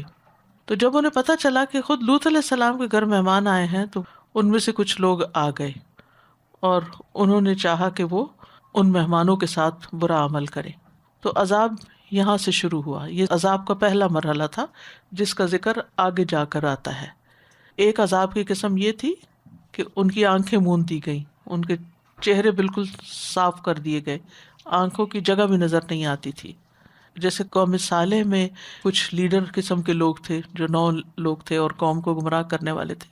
تو اسی طرح ہم دیکھتے ہیں کہ ہر نبی کی مخالفت اس کے سرداروں نے کی. ملا کا لفظ آتا ہے بار بار. تو یہاں بھی یہ جو ذرا زیادہ انفلوئنشل قسم کے لوگ تھے، وہ بدتمیز بد اخلاق قسم کے، وہ لوط علیہ السلام کے گھر آ گئے اور انہوں نے آ کر ان سے غلط مطالبے شروع کر دیے. بہرحال پھر عذاب کی قسم یہ تھی کہ ان پر آسمان سے پتھر برسائے گئے. پھر اس کے بعد جبریل علیہ السلام نے اپنے پر کے ساتھ ان کی بستیوں کو اٹھا لیا اور آسمان تک لے گئے. یہاں تک روایت میں آتا ہے کہ آسمان والوں نے ان کے مرغوں کی آوازیں اور ان کے کتوں کے بھونکنے کی آوازیں بھی سنی، اور پھر ان کو اوپر سے واپس گرایا گیا، اور راستے میں ہوا نے اور پتھروں نے ان کو ایک طرح سے ریزہ ریزہ کر دیا. پھر یہ جب زمین پہ پٹ گئے تو زمین ان کو لے کے اندر دھنس گئی، زمین بھی دھنسی اوپر سے پتھر سے، اور پھر ڈیڈ سی کا پانی جو تھا وہ ان کے اوپر پھیل گیا، کیونکہ انہوں نے فطرت کی خلاف ورزی کی تھی. تو اللہ نے یعنی ان پہ عذاب کے لیے زمین کو، یعنی کہ ڈیموگرافی چینج ہو گئی، اس علاقے کے جو نقشہ تھا وہ بدل گیا، اس زمین سمیت ان کو الٹا دیا، اور ایک بھی نہیں بچا. وہ لاکھوں لوگ جو تھے وہ آن کی آن میں تباہ و برباد ہو کر رہ گئے. یہ پہلا مرحلہ ہے عذاب کا. انا ارسلنا علیہم حاصبا، تو ہم نے ان کے اوپر حاصب بھیجے، یعنی تیز آندھی جس میں کنکر تھے اور پتھر برسا رہی تھی. الا آل لوط، آل لوط کو پہلے سے نکال لیا گیا تھا. نجیناہم، ہم نے ان کو نجات دی تھی، بسحر، سحر کے وقت، اخیر شب کے وقت. آپ ہر قوم کے عذاب کے وقت کو دیکھیں گے، نوٹ کریں گے کہ اس میں صبح کا ذکر ہے، سحر کا ذکر ہے. یہ رات کا آخری حصہ ہوتا ہے جس میں لوگ غفلت کی نیند سوتے ہیں، اور آپ نے بھی دیکھا ہوگا کہ رات کے آخری حصے میں جب فجر قریب ہوتی ہے تو نیند کا غلبہ اور گہرا ہو جاتا ہے. لیکن یہ وقت بڑا قیمتی ہوتا ہے، سحری کا وقت. اس میں انسان اگر اللہ سے توبہ کرے تو عذاب سے بچ سکتا ہے. یعنی جس طرح قوموں پر عذاب اس وقت آیا، تو جو عذاب سے بچنا چاہتا ہے وہ اس وقت اٹھے اور اللہ سے استغفار کرے. اور اس کے لیے میں نے پہلے بھی آپ کو بتایا تھا کہ زندگی میں اگر کچھ بھی مشکل مرحلے ہوں تو سحری کے وقت سجدے میں جا کر سید الاستغفار پڑھیں، اللہ سے گناہوں کی معافی مانگیں، کیونکہ اس وقت کی دعائیں قبول بھی ہوتی ہیں، اور خاص طور پر استغفار کا حکم بھی ہے، وَبِالْأَسْحَارِ هُمْ يَسْتَغْفِرُونَ. تو آل لوط کو ہم نے سحری کے وقت نجات دی، سحری کے وقت نجات دی. یہ کیا تھی نجات؟ نعمتم من عندنا، یہ نعمت تھی ہماری طرف سے، یعنی اپنی طرف سے انعام و اکرام اور احسان کر کے نجات دی. دشمن کو ہلاک کیا اور ان کو نجات دی. کس چیز کی وجہ سے ان کے اوپر یہ انعام و اکرام ہوا، یہ نعمت ہوئی؟ ان کے ایمان اور عمل صالح کی وجہ سے. جن میں لوط اور ان کی 2 بیٹیاں تھیں، صرف بیوی پیچھے رہ گئی، بیٹا تھا ہی نہیں. اور پھر بڑی خوشخبری دی گئی یہاں کہ کذالک نجزی من شکر، اسی طرح ہم جزا دیتے ہیں جو بھی شکر ادا کرتا ہے. شکر گزاروں کو ہم ایسی ہی جزا دیتے ہیں. سبحان اللہ، کتنا گہرا معنی ہے اس کے اندر کہ جو شکر گزار ہوتا ہے وہ عذاب سے بچ جاتا ہے. عذاب سے بچنے کے لیے، اللہ کی سزا سے بچنے کے لیے شکر گزاری کرنا بڑا ضروری ہے. جیسے قرآن مجید میں آتا ہے نا، لَإِن شَكَرْتُمْ لَأَزِيدَنَّكُمْ وَلَإِن كَفَرْتُمْ إِنَّ عَذَابِي لَشَدِيدٌ. تو ایک طرف کفر ہے، ایک طرف شکر ہے. شکر کا نتیجہ نجات ہے اور کفر کا نتیجہ عذاب ہے. تو انسان جب نعمتوں پر شکر ادا کرتا رہے تو اللہ کے قریب ہو جاتا ہے، اللہ اس سے راضی ہو جاتا ہے. جو بندہ پانی کا گھونٹ پی کر شکر ادا کرتا ہے، اللہ اس سے راضی ہو جاتا ہے. یعنی آپ پانی کا گلاس اٹھائیں، ایک گھونٹ پئیں اور الحمدللہ کہیں، یہ چیز آپ کی اللہ کو راضی کر دے گی. پھر ایک اور چیز یہ کہ عذاب سے نجات ہونا انعام ہے، نعمت ہے، نعمت ہے. عام طور پر ہم نعمت کس کو سمجھتے ہیں؟ جب ہمیں کچھ ملتا ہے، ہماری کوئی دعا قبول ہو جائے، کوئی اولاد مل جائے، کوئی مال مل جائے، کوئی گھر مل جائے، گاڑی مل جائے، تو ہم کہتے ہیں اللہ کا بڑا فضل انعام ہے. لیکن یہاں پر نجیناہم بسحر نعمت من عندنا، نعمت کس کو کہا گیا؟ عذاب سے بچاؤ کو. اور یہ ایک حقیقت ہے کہ عافیت کی زندگی جو ہمیں ملی ہوئی ہے، امن جو ملا ہوا ہے، یہ سب سے بڑی نعمت ہے کہ ہمارے گناہوں کے باوجود اللہ ہمیں ڈھیل دے رہا ہے، مہلت دے رہا ہے، ہم کو پکڑ نہیں رہا. اس پر شکر ادا کرنا چاہیے. اور یہ شکر کیا ہے؟ اطاعت کا، کہ پھر اللہ کی طرف رغبت کرنی چاہیے، اللہ کی طرف جھک جانا چاہیے، اللہ کی بات ماننی چاہیے. شکر جو ہے وہ صرف زبانی شکر کہنا ہی نہیں ہے بلکہ اپنی زندگی کو اللہ کی مرضی کے مطابق ڈالنا ہے. اور اس کانسیپٹ کو آپ یوں بھی سمجھ سکتے ہیں کہ کسی چیز سے بچ جانا جو ہے وہ اصل نعمت ہے. مثلاً اگر کوئی آپ سے کہے کہ آپ بیمار ہیں اور آپ صحت مند ہو جائیں یا آپ $1,00,000 لے لیں، ایک طرف آپ کو ایک بہت بڑی اماؤنٹ مل رہی ہے اور دوسری طرف آپ کو بتایا جا رہا ہے ورنہ آپ کو صحت دے دی جائے گی، تو آپ کیا چوز کریں گے؟ کہ صحت مل جائے ڈالر کما لیں گے. اگر آپ کے پاس $1,00,000 بھی ہیں اور صحت نہیں تو وہ سارے $1,00,000 تو اسی صحت پہ ہی لگ جائیں گے. اور کسی بھی چیز کا مزہ نہیں اگر صحت نہیں، چاہے آپ کے پاس کروڑوں ہو. آپ زندگی کو انجوائے اس وقت کرتے ہیں جب آپ کے پاس صحت ہوتی ہے، طاقت ہوتی ہے، جوانی ہوتی ہے، تبھی سب کچھ اچھا لگتا ہے، ورنہ اچھی بلی چیزیں بھی انسان کے لیے بے معنی اور بیکار ہو کے رہ جاتی ہیں. تو بہرحال یہاں پر ان کے اوپر سخت مٹی کے پتھروں کی بارش ہوئی اور آل لوط کو بچا لیا گیا. اور سحری کے وقت جو طلوع فجر اور آخری رات کا درمیانی حصہ ہوتا ہے جس میں رات کی سیاہی اور دن کی روشنی مل جاتی ہے، پوری ڈارکنیس نہیں ہوتی، دن قریب ہوتا ہے. نعمۃ من عندنا کذالک نجزی من شکر. تو شکر اطاعت کا محتاج ہے اور ناشکرا پن جو ہے وہ عذاب کا باعث ہے. جیسے قرآن مجید میں ایک اور جگہ بات ہے سورۃ ابراہیم میں، الم تر الی الذین بدلوا نعمت اللہ کفرا واحلوا قومهم دار البوار جہنم یصلونہا وبئس القرار. کیا تو نے ان لوگوں کی طرف نہیں دیکھا جنہوں نے اللہ کی نعمت کو ناشکری سے بدل دیا اور اپنی قوم کو ہلاکت کے گھر یعنی جہنم میں لا اتارا جس میں وہ داخل ہوں گے اور وہ بہت برا ٹھکانہ ہے. وَلَقَدْ أَنذَرَهُمْ بَطْشَتَنَا فَتَمَارَوْا بِالنُّذُرِ.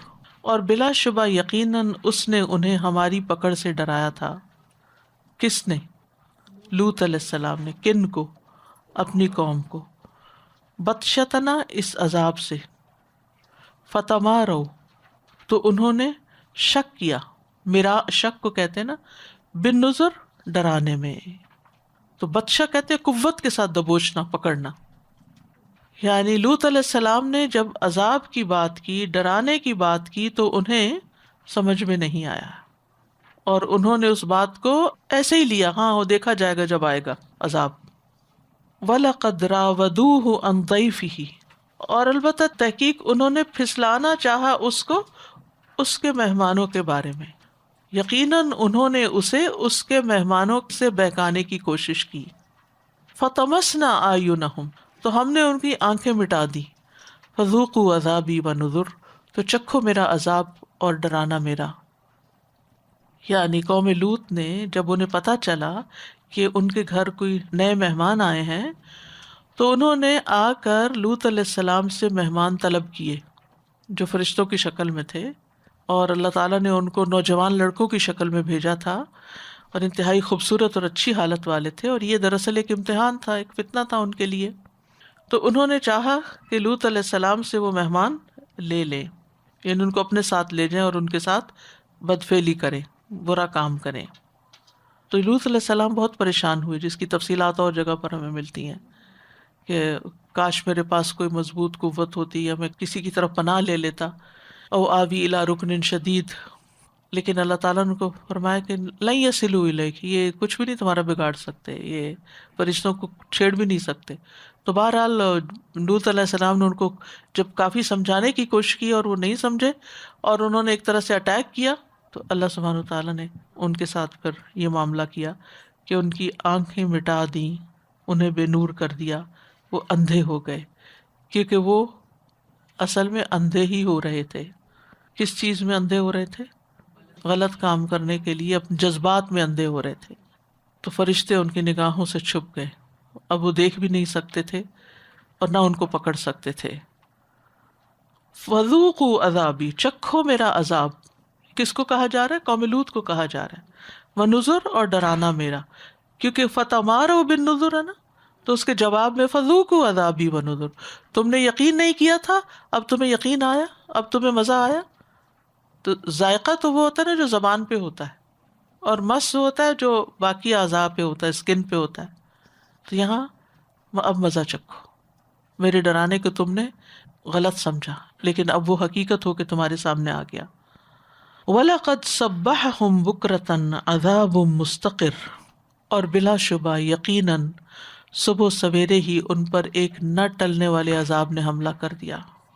صبح سویرے آ پڑا ان پر. صبحہم، صبح سویرے ان پہ آ گیا. بکرتن، صبح. عذاب، ایسا عذاب، مستقر، جو دائمی تھا، قرار پکڑنے والا، ٹھہر جانے والا، لا زوال. تو اس عذاب کو دائمی کیوں کہا گیا؟ کیونکہ یہ عذاب دنیا میں شروع ہو گیا تھا جب ان کی بستیوں کو تلپٹ کر دیا گیا تھا اور ان پر لگاتار پتھر برسائے گئے تھے، اور وہ ہر شخص کے لیے نشان زدہ تھے. پہلے سے ہی ان پہ نشان تھا کہ کون سا پتھر کس کو پڑے گا. تو یہ دنیا میں ہی ان پر آ گیا. اب قیامت تک برزخ میں ان پر یہ عذاب ہوتا رہے گا. ٹھیک ہے، وہ زمین کے اندر کہیں دور دفن ہے، کیونکہ زمین میں دھنس گئے تھے، خسف ہو گیا تھا. اور آپ کو معلوم ہے کہ یہ بات جانی پہچانی ہے کہ ڈیڈ سی کا علاقہ پوری زمین سے زیادہ سطح سمندر سے نچلا ہے، گہرائی میں ہے. تو معلوم نہیں وہ کہاں پڑے میں، اوپر سے پتھروں کی بارش، اوپر سے پانی آ گیا. یعنی آپ خود سوچئے کہ ایک نہیں، دو نہیں، لاکھوں میں لوگ، اور ان سب کے ساتھ یہ ہو رہا ہے. اور پھر قیامت کا دن جب اٹھائے جائیں گے تو وہ دن اور ہولناکیوں کا دن ہوگا، اور پھر آخری انجام تو خود جہنم ہے. تو عذاب مستقر. فذوقوا عذابی ونذر، چکھو میرا عذاب اور چکھو ڈرانا میرا. اب مزہ چکھ لو، تم نے جو انکار کیا اس کا اب اقرار کر لو. ہم سب کو بھی اللہ کے عذاب سے پناہ مانگنی چاہیے، کیونکہ ہمارے جو گناہ ہیں وہی سزا لاتے ہیں. اللہ تعالیٰ فوراً نہیں پکڑتا، مہلت دیتا، ڈھیل دیتا ہے، لیکن جب وقت ختم ہو جاتا ہے تو پھر پکڑ آ جاتی ہے. ابو ہریرہ کہتے ہیں کہ رسول اللہ صلی اللہ علیہ وسلم نے فرمایا، اعوذوا باللہ من عذاب اللہ، اللہ کے عذاب سے اللہ کی پناہ لو. اعوذوا باللہ من عذاب القبر، قبر کے عذاب سے اللہ کی پناہ لو. اعوذوا باللہ من فتنۃ المسیح الدجال، مسیح دجال کے فتنے سے اللہ کی پناہ لو. اعوذوا باللہ من فتنۃ المحیا والممات، اور زندگی اور موت کے فتنے سے اللہ کی پناہ لو. اسی طرح ایک اور حدیث میں آتا ہے، جابر رضی اللہ عنہ کہتے ہیں جب یہ آیت نازل ہوئی، قل هو القادر علی ان یبعث علیکم عذابا من فوقکم، کہہ دیجئے کہ وہ اس بات پہ قادر ہے کہ تم پر تمہارے اوپر سے کوئی عذاب اتار دے. تو رسول اللہ صلی اللہ علیہ وسلم نے فرمایا، اعوذ بوجہک، میں تیرے چہرے کی پناہ پکڑتا ہوں. پھر یہ نازل ہوا، او من تحت ارجلکم، یا عذاب تمہارے پاؤں کے نیچے سے بھی آ سکتا ہے. آپ نے فرمایا، اعوذ بوجہک، میں تیرے چہرے کی پناہ مانگتا ہوں. پھر یہ آیت نازل ہوئی، او یلبسکم شیعا ویذیق بعضکم بأس بعض، یا تمہیں گروہوں میں بانٹ دے اور تم میں سے بعض کو بعض کی سزا کا مزہ چکھا دے. اس وقت رسول اللہ صلی اللہ علیہ وسلم نے فرمایا، یہ پہلے عذابوں سے زیادہ ہلکا، یا کہا یہ آسان ہے. یعنی آپس کی لڑائیاں جھگڑے جو ہیں یہ بھی عذاب ہیں. کسی گھر میں ہر وقت کا لڑائی جھگڑا یہ بھی عذاب ہی کی ایک قسم ہے. بہن بھائیوں کی لڑائیاں، والدین سے لڑائیاں، سسرال سے لڑائیاں، ہمسایوں سے، یا کسی ملک کے اندر خانہ جنگی کا ہونا، یہ بھی دون العذاب الاکبر، چھوٹے چھوٹے عذابوں کی قسمیں ہیں. تو ہمیں آسمانی اور زمینی آفات کے شر سے بھی پناہ مانگنی چاہیے، کیونکہ وہ بھی عذاب کی قسمیں ہوتی ہیں. رسول اللہ صلی اللہ علیہ وسلم نے فرمایا، اللہ کی رحمت میں سے ہے کہ اللہ کی روح کبھی رحمت لاتی ہے، کبھی عذاب لے کر آتی ہے. یعنی ہوا اللہ کی رحمت میں سے ہے جو کبھی رحمت لاتی ہے، کبھی عذاب لاتی ہے. جب تم اسے دیکھو تو اسے برا مت کہو، بلکہ اللہ سے اس کی خیر کا سوال کرو اور اس کے شر سے پناہ مانگو. تو جب بھی ہوا نارمل روٹین سے تیز ہو تو یہ اللہ کی رحمت میں سے ہے، اور اللہ کی یہ روح کبھی رحمت لاتی ہے اور کبھی عذاب، یعنی ہوا. پھر اللہ کی ناراضگی سے پناہ مانگنا، اللہم انی اعوذ برضاک من سخطک وبمعافاتک من عقوبتک واعوذ بک منک لا احصی ثناء علیک انت کما اثنیت علی نفسک. اے اللہ، میں تیرے غصے سے بچنے کے لیے تیری رضامندی کی پناہ میں آتا ہوں، اور تیری سزا سے بچنے کے لیے تیری معافی کی پناہ میں آتا ہوں، اور تیرے عذاب سے بچنے کے لیے تیری رحمت کی پناہ میں آتا ہوں. میں تیری پوری تعریف نہیں کر سکتا، تو اسی طرح ہے جس طرح تو نے خود اپنی تعریف کی ہے. پھر زمین میں دھنسائے جانے سے پناہ مانگنی چاہیے. آپ نے کبھی ایسا ویڈیو کلپ دیکھا ہوگا کہ لوگ تیز گاڑیاں چلا کے آ رہے ہیں اور آگے زلزلے کی وجہ سے زمین دو حصوں میں بٹ گئی اور ایک کے بعد ایک گاڑی جو ہے وہ اس کی کیونکہ وہ کنٹرول ہی نہیں کر پا رہے تھے. اللہ رحم کرے. تو ہر طرح کے برے وقت سے پناہ مانگنی چاہیے. تو یہ جو ہم صبح شام پڑھتے ہیں نا عافیت کی دعا، اس کے آخر میں آتا ہے اعوذ بعظمتک ان اغتال من تحتی. پھر اسی طرح ناگہانی آفات سے پناہ مانگنا، اللہم انی اعوذ بک من زوال نعمتک وتحول عافیتک وفجاءۃ نقمتک وجمیع سخطک. اے اللہ میں تیری پناہ لیتا ہوں اس بات سے کہ تیری دی ہوئی کوئی نعمت چھن جائے، یا تیری دی ہوئی عافیت پلٹ جائے، یا کوئی ناگہانی عذاب آ جائے، اور تیرے تمام غصے ناراضگیوں سے تیری پناہ چاہتا ہوں. کیونکہ جب ہم اللہ کی نافرمانی کرتے ہیں تو اللہ کو غصہ آتا ہے، وہ ظاہر نہیں کرتا. تو ساتھ ساتھ توبہ کرتے رہنا چاہیے. پھر بری موت سے پناہ مانگنی چاہیے. اللہم انی اعوذ بک من الہدم، اے اللہ میں تیری پناہ لیتا ہوں کہ کوئی مکان یا دیوار میرے اوپر آ کے گرے. واعوذ بک من التردی، اور میں تیری پناہ لیتا ہوں کہ کسی اونچی جگہ سے گر پڑوں. واعوذ بک من الغرق والحرق والحرم، اور میں تیری پناہ لیتا ہوں غرق ہونے سے، ڈوبنے سے، جلنے سے، بہت زیادہ بوڑھا ہونے سے. واعوذ بک ان یتخبطنی الشیطان عند الموت، اور میں تیری پناہ لیتا ہوں کہ شیطان مجھے موت کے وقت بد آواز کر دے. واعوذ بک ان اموت فی سبیلک مدبرا، اور میں تیری پناہ لیتا ہوں اس بات سے کہ میں تیرے راستے میں پیٹھ پھیرتے ہوئے مروں، یعنی تیرے دین سے اور تیرے کام سے منہ موڑ کے. واعوذ بک ان اموت لدیغا، اور میں تیری پناہ لیتا ہوں اس بات سے کہ میں زہریلے جانور کے کاٹنے سے مروں. تو اسی طرح یہ بہترین دعا ہے، اللہم انی اسألک العافیۃ فی الدنیا والآخرہ، اللہم انی اسألک العفو والعافیۃ فی دینی و دنیای و اہلی و مالی، اللہم استر عوراتی و آمن روعاتی، اللہم احفظنی من بین یدی و من خلفی و عن یمینی و عن شمالی و من فوقی و اعوذ بعظمتک ان اغتال من تحتی. وَلَقَدْ يَسَّرْنَا الْقُرْآنَ لِلذِّكْرِ فَهَلْ مِن مُدَّكِرٍ، اور البتہ تحقیق ہم نے قرآن کو نصیحت کے لیے آسان کر دیا ہے، تو کیا ہے کوئی جو نصیحت حاصل کرے؟ کیا ہے جو اس سے سبق پکڑے؟ اس آیت کی بار بار تکرار ہو رہی ہے، ایک دفعہ نہیں، دو دفعہ نہیں، 3 دفعہ، 4 دفعہ، بار بار سوال کیا جا رہا ہے، شوق دلایا جا رہا ہے کہ ہم نے قرآن کے الفاظ کو پڑھنے کے لیے، یاد کرنے کے لیے، اس کو سمجھنے کے لیے بہت آسان بنایا ہے. تو کیا کوئی اس طرف توجہ کرے گا؟ اور ذکر کا لفظ جو ہے نا، یہ حلال و حرام کے احکام، امر و نہی، جزا و سزا کے احکام، مواعظ، عبرت انگیز واقعات، عقائد اور سچی خبروں کو شامل ہے. تو یہ نفع مند علم ہے ان چیزوں کے بارے میں جاننا. تو بندہ مومن جب ان چیزوں کو جاننا چاہتا ہے تو اس کی مدد کی جاتی ہے. یعنی جو شخص حلال حرام کو جاننا چاہے گا، اللہ تعالیٰ کے احکامات کو اور منہیات کو جاننا چاہے گا، جزا اور سزا کے احکام جاننا چاہے گا، اس کی مدد کی جائے گی. تو حل میں مدکر، یعنی جس کا ارادہ سچا ہوگا اللہ تعالیٰ اس کے لیے رستے بھی کھول دے گا. تو ہم میں سے ہر ایک کو اپنے آپ سے پوچھنا چاہیے کہ میں اللہ تعالیٰ کی اس بات کا کیا جواب دے رہی ہوں. فَهَلْ مِن مُدَّكِرٍ، حل میں مدکر، کیا میں اس مدکر میں سے ہوں یا بننا چاہتی ہوں؟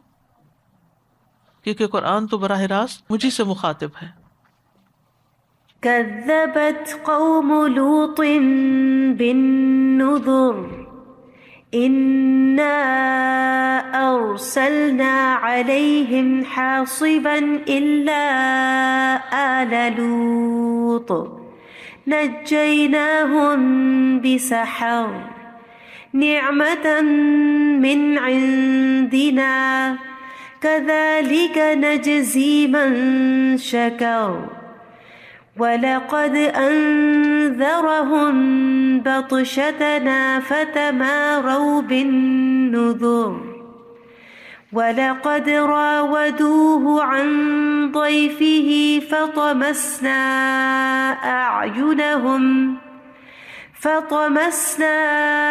أَعْيُنَهُمْ فَذُوقُوا عَذَابِي وَنُذُرِ وَلَقَدْ صَبَّحَهُم بُكْرَةً عَذَابٌ مُسْتَقِرٌّ فَذُوقُوا عَذَابِي وَنُذُرِ وَلَقَدْ يَسَّرْنَا الْقُرْآنَ لِلذِّكْرِ فَهَلْ مِن مُدَّكِرٍ.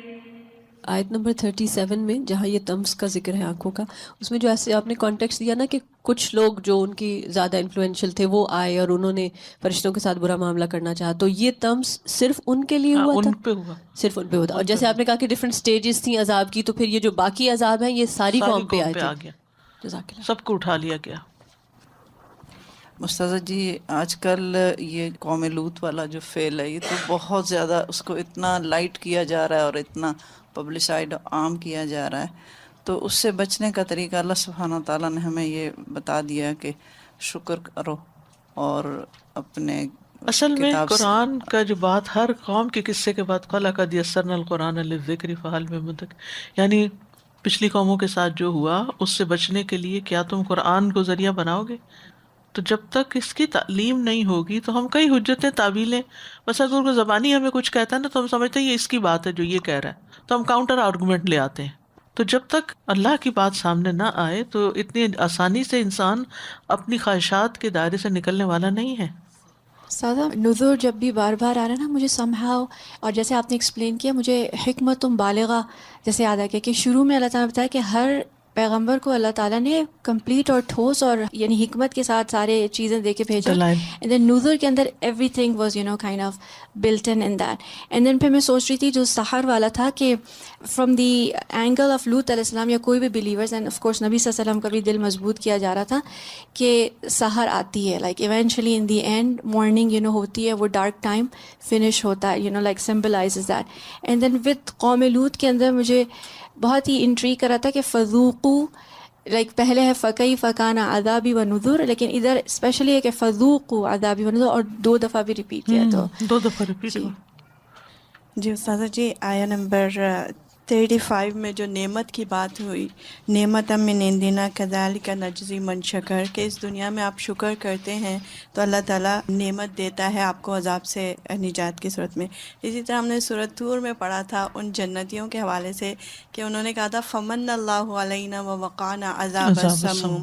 دوسری یہ چیز جو ذکر پہ ابھی آپ نے بیان کی کہ نفع مند علم ہے یہ، تو آج صبح جب فجر کے بعد میں دعا پڑھ رہی تھی اللہم انی اسألک علما نافعا وعملا متقبلا ورزقا طیبا، so I was thinking کہ ہم کہتے ہیں کہ روٹی، کپڑا اور مکان یہ 3 چیزیں چاہیے. نبی صلی اللہ علیہ وسلم نے تو ہمیں یہ 3 چیزیں سکھائی ہیں کہ جو مانگنے کی اور صبح سویرے مانگنے کی ہیں فجر کے بعد. سبحان اللہ، علم نافع کی دعا کرو تو اللہ تعالیٰ وہ دے گا انشاءاللہ. بالکل، وہ بھی رزق ہے نا، علم نافع بھی رزق ہے.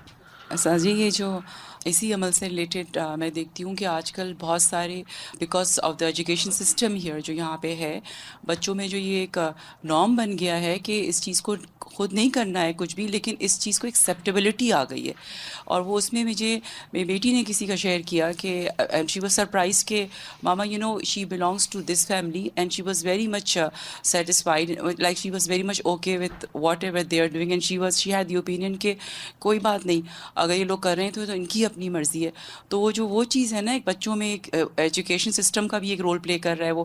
لیکن ہم لوگوں کی بہرحال کوشش یہ کسی طرح بھی ہو کہ ہم اس چیز کو بتا دیں کہ یہ جو چیز ہے یہ دنیا میں پہلی دفعہ ہوئی. لیکن پھر میں وہی بات کروں گی کہ ایک ہے کہ ہم اپنی طرف سے کوئی چیز قرآن کے ساتھ، اور ایک یہ ہے کہ ان کو اللہ کی بات بتا دیں کہ کس چیز کو اللہ تعالیٰ کیسے دیکھتا ہے. بالکل میں کیسے دیکھتی ہوں، وہ کیسے دیکھتا ہے، لوگ کیسے دیکھتے ہیں، معاشرہ کیسے دیکھتا ہے، کیا کوششیں ہوتی ہیں کسی چیز کو ایکسیپٹ کروانے کے لیے. لیکن ان سب چیزوں سے ابو ایک اور چیز ہے اور وہ اللہ کی ذات ہے. اور جب تک اللہ کی عظمت دل میں نہ آئے تو اللہ کی بات بھی چھوٹی لگتی ہے، جیسے ان قوموں کے ساتھ ہوا. سادہ جی، میں یہ دیکھ رہی تھی کہ لوط علیہ السلام کو جہاں نجات دینے کی بات ہوئی تو کہا گیا کہ نجیناہم بسحر، اور جب ان کی قوم پہ عذاب کی بات آئی تو فرمایا کہ سبحہم بکرۃ عذاب مستقر، یعنی اللہ سبحانہ تعالیٰ نے وہاں پہ سحر کا لفظ یوز نہیں کیا. تو یعنی سحر کا جو ورڈ ہے وہ اٹ سیلف ایک پیسفل اور بلیسنگز کی نشانی بتاتا ہے، اور یہاں پہ جو ہے یعنی کہ عذاب بھی صبح ہی آئے گا اور نجات بھی صبح ہی ملتی ہے. یعنی یہ ہمیں ایک کرائٹیریا دیا جا رہا ہے نا کہ سحری کا وقت کتنا امپورٹنٹ ہوتا ہے. جی السلام علیکم اساتذہ. جتنی بھی آیتیں ہم نے دیکھی اس میں تھا کہ جب ان کو عذاب بھی دیا گیا تو وہ یعنی پوری قوم کو عذاب دیا گیا، اور جب ڈرانے کا بھی ان کے بتایا گیا تو اس میں بھی جمع کا صیغہ آ رہا ہے، عذاب چکھنے کا ہے تو اس میں بھی جمع کا صیغہ آ رہا ہے.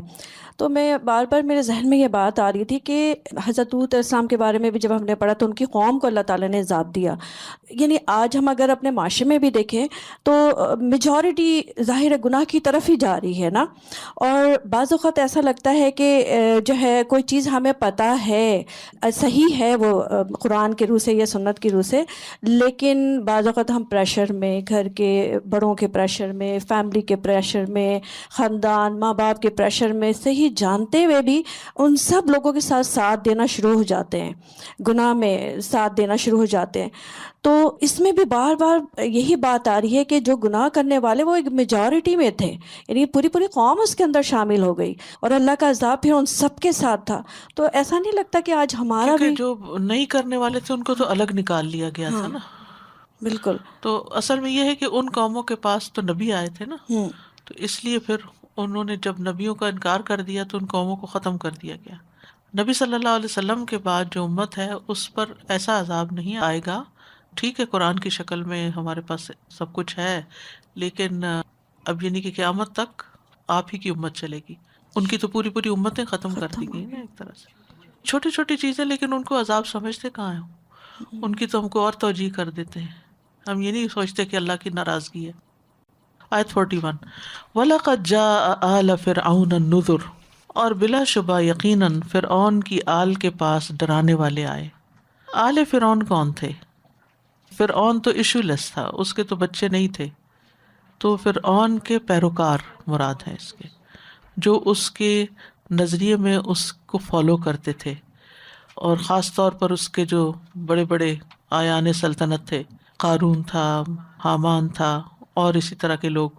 تو ان کے پاس بھی نذر آئے، اور نذر سے مراد یہاں پر وہ معجزات ہیں، وہ دلائل ہیں جو موسیٰ علیہ السلام لے کر آئے، اور ان کے ذریعے ان کو خبردار بھی کیا، ڈرایا بھی. نذر جو ہے نذیر کی جمع ہے نا، اور نذیر کا مطلب ہوتا ہے ڈرانے والا، چاہے وہ انسان ہو، چاہے وہ کوئی چیز ہو، چاہے وہ کوئی بات ہو، کوئی دلیل ہو جس سے بندے کو ڈرایا جاتا ہے. تو یہاں نذر سے مراد معجزات ہیں، جیسا کہ سورۃ بنی اسرائیل میں آتا ہے وَلَقَدْ آتَيْنَا مُوسَىٰ 9 آیات بینات، اور بلا شبہ یقیناً ہم نے موسیٰ کو 9 واضح نشانیاں دی. ٹھیک ہے، 2 تو عصا اور بید بیضاء تھا، اور 5 دوسری نشانیاں تھیں. لیکن انہوں نے کیا کیا؟ کذبوا بآیاتنا کلھا، انہوں نے ہماری ساری کی ساری نشانیوں کو جھٹلا دیا، کسی چیز کو بھی نہیں مانا. یعنی وہ تمام معجزات جو موسیٰ علیہ السلام کی رسالت کے سچا ہونے پر دلیل تھے، انہوں نے ان کو جھٹلا دیا. اور ان کو انہوں نے جادوگر بھی کہا، جیسے ایک اور جگہ پر آتا ہے ان رسولکم الذی ارسل الیکم لمجنون، کہ تمہارا یہ رسول جو تمہاری طرف بھیجا گیا ہے مجنون معلوم ہوتا ہے. جادوگر کہا، مجنون کہا، وہی القابات دیے جو عام طور پر سارے پیغمبروں کو دیے گئے، اور یہ سب کچھ بھی تکبر کی وجہ سے تھا. کذبوا بآیاتنا کلھا، سارے معجزات کا انکار کر دیا. اور سورۃ اعراف میں آتا ہے وقالوا مہما تاتنا بہ من آیہ، کہنے لگے تم چاہے جو مرضی نشانی لے کر آ جاؤ، لتسحرنا بہا، کہ ہمیں تم مسحور کر دو، فما نحن لک بمؤمنین، ہم تمہاری بات ماننے والے نہیں. سورۃ طٰہٰ میں آتا ہے وَلَقَدْ أَرَيْنَاهُ آیَاتِنَا كُلِّهَا فَكَذَّبَ وَأَبَىٰ، ہم نے اپنی ساری نشانیاں اس کو دکھا دی تھی، لیکن انہیں جھٹلا کے ہی رہا اور اس نے انکار کر دیا. سورۃ نازعات میں آتا ہے فَأَرَاهُ الْآيَةَ الْكُبْرَىٰ فَكَذَّبَ وَعَصَىٰ ثُمَّ أَدْبَرَ يَسْعَىٰ. تو پھر نتیجہ کیا ہوا؟ فَأَخَذْنَاهُمْ، ہم نے ان کو پکڑ لیا ان کو. اخذ عزیز مقتدر، ایسی پکڑ جو کسی زبردست کی ہوتی ہے، صاحب اقتدار کی ہوتی ہے، زبردست قوی اقتدار والے کی پکڑ کی طرح. ایک تو ہوتا ہے نا کہ عام چھوٹی موٹی پکڑ، وہ نہیں تھی، یعنی یہ اللہ کی پکڑ تھی جو عزیز ہے اور مقتدر ہے، غالب ہستی ہے، قدرت والا ہے. اب آپ دیکھیے پیچھے بھی قوموں کو پکڑا گیا، ان سب کے تکبر کے مقابلے میں فرعون کا تکبر زیادہ تھا، جس نے کہا کہ انا ربکم الاعلی، اپنے آپ کو رب ہی بنا ڈالا. تو جواب میں پھر ان کے ساتھ ویسا ہی معاملہ کیا گیا. ان کی پکڑ بھی پھر عزیز مقتدر والی ہوئی، کیونکہ موسیٰ علیہ السلام کا وہ مذاق اڑاتا تھا، تو اللہ تعالیٰ نے پھر اخذ عزیز مقتدر اس کے ساتھ اس کو جواب دیا.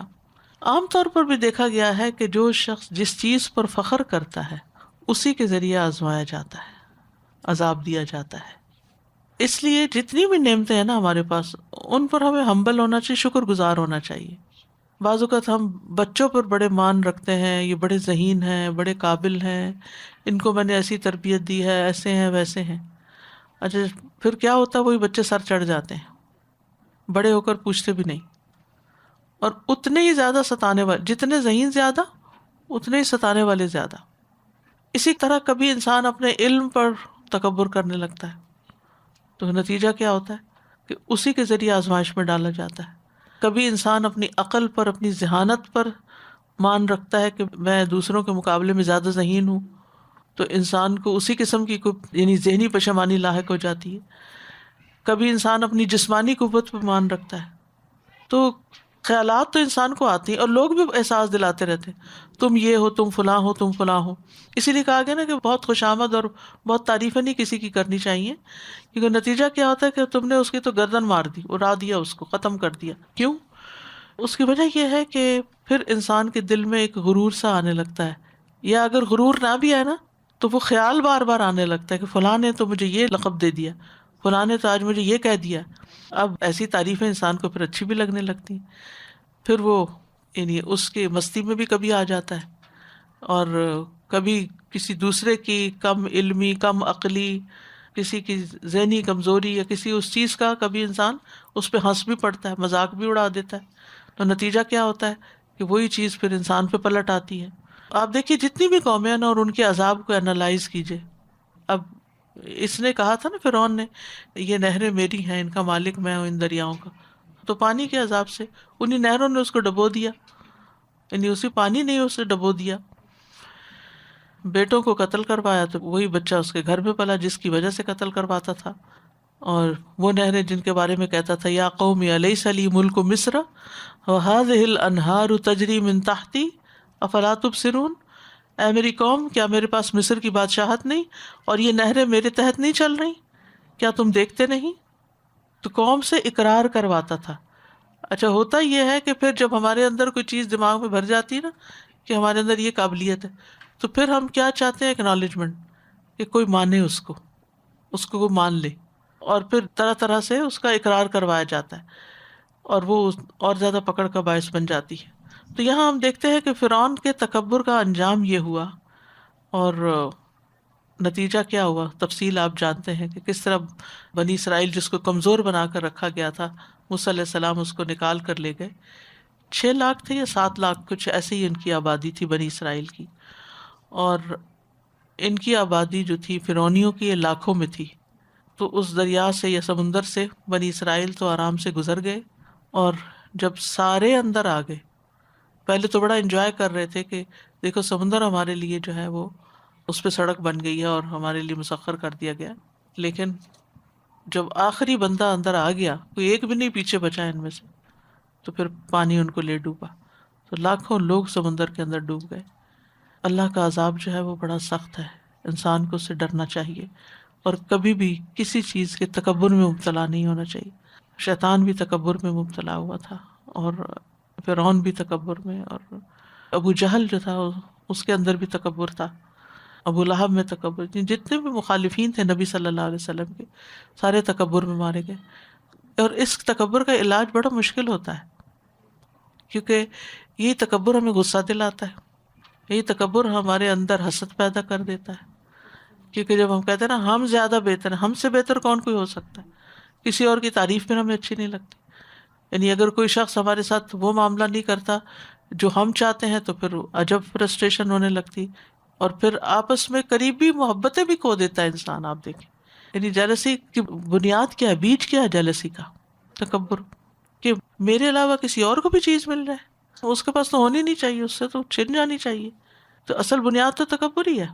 تو پھر انسان اس سے یا تو خود چھیننے کی کوشش کرتا ہے یا پھر کسی اور طرح اس کو ذلیل کرتا ہے یا بدنام کرتا ہے، اور پھر اسی آگ میں خود جلتا رہتا ہے. حتیٰ کہ بعض اوقات یہ جیلسی جو ہے بہن بھائیوں کے بیچ میں، جیسے سورۃ یوسف کتنی تفصیل سے آئی ہے، بہن بھائیوں کے بیچ میں ہو جاتی ہے. حتیٰ کہ میں نے ایک جگہ ماں اور بیٹی کے بیچ میں دیکھی. حالانکہ ماں تو عام طور پہ میں نے دیکھا ہے کہ ہمیشہ اپنا سب کچھ بچوں کو ہی دینے والی ہوتی ہے، لیکن میں حیران ہو گئی جب میں نے ان کے سامنے ان کی بیٹی کی تعریف کی. تو مجھے تو یہ تھا کہ ہمیشہ والدین کو بچوں کی تعریف خوش کرتی ہے، لیکن ان کو اچھی نہ لگی. خیر آگے کیا ری ایکشن تھا وہ تو نہیں مجھے یاد اب، لیکن اس وقت سے وہ واقعہ میرے ذہن میں رہ گیا کہ یہ اتنی بری چیز ہے جیلسی، کہ جس میں انسان یہ چاہتا ہے کہ بس میری بڑائی سب سے زیادہ مان لی جائے. انا خیر منہ. وَلَقَدْ جَاءَ آلَ فِرْعَوْنَ النُّذُرُ كَذَّبُوا بِآيَاتِنَا كُلِّهَا فَأَخَذْنَاهُمْ أَخْذَ عَزِيزٍ مُقْتَدِرٍ. استاذہ جی مجھے فقہ القلوب کی کلاس یاد آ رہی تھی لاسٹ ویک کی، جس میں ہم پڑھ رہے تھے کہ فغلب جند الخالق جند المخلوق. تو یہ جتنے بھی واقعات ہم نے اب تک اس سورہ میں پڑھے ہیں وہ فوراً وہ ریپلے ہو رہا تھا کہ لوگوں کے، یعنی وہ جو اپنے انفلوئنشل لوگوں پہ کاؤنٹ کرنا یا ایک دوسرے کو، جند المخلوق ہے نا یہ ساری، کہ وہ اس کو جوائن کیا. اور جند الخالق ہمیشہ خواہ کم لوگ ہیں، لیکن وہی بات کہ ان کی جو اخلاص ہے، جو توکل علی اللہ ہے، اور انبیاء کا وہ جو ایک خاص طریقہ ہے اللہ سبحانہ تعالیٰ کی اطاعت میں رہنے کا، اس کی وجہ سے ان کو ہی غلبہ ملا. بالکل. اور اسباب سارے کے سارے اللہ سبحانہ تعالیٰ کے تابع ہیں. تو لوگوں نے وقتی طور پہ اسباب کو دیکھ کے کیا کرنا چاہا، لیکن اللہ سبحانہ تعالیٰ نے ان کو آگے، ان کی ساری چالیں، ان کا سارا مکر، ان کا سارا تکبر، سب کچھ ملیا میٹ. یعنی عام طور پر کسی بھی قوم کے اندر کچھ لوگ ایلیٹ ہوتے ہیں جو لیڈر ہوتے ہیں، ٹرینڈ سیٹر ہوتے ہیں، اور باقی لوگ خاموش تماشائی ہوتے ہیں. تو جب قوموں پہ عذاب ہے تو خاموش تماشائی ساتھ اڑے، کیونکہ انہوں نے انہی کی بات مانی، ان متکبرین کی بات مانی، کیونکہ وہ زور آور تھے نا، ان کا روب تھا، زور آور تھے. تو اللہ کی بڑائی نہیں مانی نا، تو پھر لوگوں کی بڑائی ذہن میں رہ گئی. السلام علیکم. جی استاذہ مجھے یہ پوچھنا ہے کہ سحر اور صبح میں کیا فرق ہے؟ سحر جو ہوتا ہے فجر سے پہلے کا وقت ہوتا ہے، صبح اس کے بعد ہوتی ہے. تو نجات جو دی گئی ہاں، وہ سحر میں دی گئی اور عذاب اس کے بعد آ گیا. پہلے یہ نکال لیے گئے اور اس کے بعد عذاب آ گیا. جو سوتے رہ گئے انہیں عذاب آ گیا. اور دوسرا پوچھنا تھا، obviously ظاہر ہے وہ نماز پڑھنے والے لوگ تو نہیں. نہیں ہاں خود پہ بھی تو اپلائی کر رہی ہوں نا، کیوں بار بار کہا گیا سحری میں اٹھ کے استغفار کرو، اور جب نماز چھوڑ دی جاتی ہے صبح تک سوتے پڑے رہتے ہیں. آغاز ہی اللہ کی نافرمانی سے، تو باقی پھر خیر کہاں ہوگی کسی بھی ایسے شخص کی زندگی میں. اور دوسرا استاذہ یہ پوچھنا تھا، میری بیٹی ہے 3.5 سال کی، تو اب مجھے اسٹیج پہ اللہ کا پیار اس کے دل میں ڈالنا ہے، لیکن جب وہ اس کے کارٹونز میں کچھ ایسی چیز جیسے پہ کہا جاتا ہے یہ اللہ کو اچھا نہیں لگتا، آپ ایسے نہیں کرو اللہ ناراض. تو پچھلے دنوں میں نے 2-3 دفعہ کہا تو کہتی ماما اللہ تعالیٰ کو یہ بھی نہیں اچھا لگتا، یہ بھی نہیں. تو کس اسٹیج پہ بیلنس رکھیں، جو اچھا لگتا ہے وہ بھی بتائیں. ہم صرف اس وقت ٹوکتے ہیں اور بتاتے ہیں یا ڈراتے ہیں اللہ سے کہ جو چیزیں غلط ہو رہی ہوتی. جب اس نے ایسے کہا پھر میں نے کہا نہیں، آپ فوکس یہ رکھنا ہے کہ اس کے دل میں پیار زیادہ پہلے آئے، تھوڑی سی پھر شاید بڑی ہو تو، کیونکہ اللہ کی رحمت بہرحال اس کے غضب پہ بھاری ہے. سبحانک اللہم و بحمدک اشہد ان لا الہ الا انت استغفرک و اتوب الیک. السلام علیکم و رحمۃ اللہ وبرکاتہ.